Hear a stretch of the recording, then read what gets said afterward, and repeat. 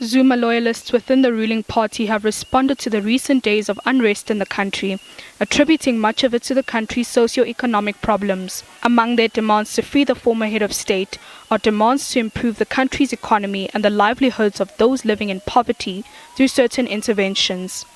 President Zuma must be released immediately, and all the legal targeting and persecution that he has endured, including the sham of an arms deal case, must stop immediately. The mines and key strategic industries and means of production must be nationalized. The South African Reserve Bank must be nationalized.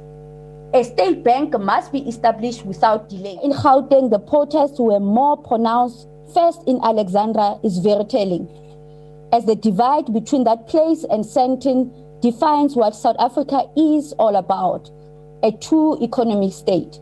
One poor and predominantly black, and the other wealthy and predominantly white. However, and this every South African must be clear about, the release of President Zuma and him intervening in this fundamental crisis will not provide a long-term solution for stability to restore and build our ravished and torn apart society.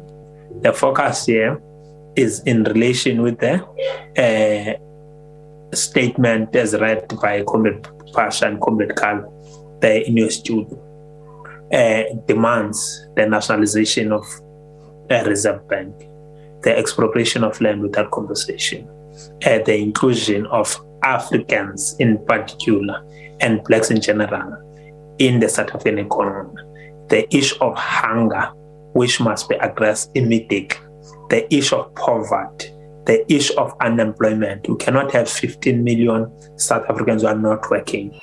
Suspended ANC member Carl Niehaus refutes claims that the protests and violence that followed was coordinated. There's no such that there's been a coordinated campaign to lead to looting and violence. Not at all. There is, however, an uprising of people who are deeply concerned and who are angered by the imprisonment of President Jacob Zuma. And as our statement says, in the wake of that, there has been, unfortunately, also a criminal element that participated. But mostly, we are dealing here with poor South Africans who have lived under exploitation their whole lives and who have not seen a change since 1994. Zuma supporters vow to continue rallying members and staging protests until the former head of state is released.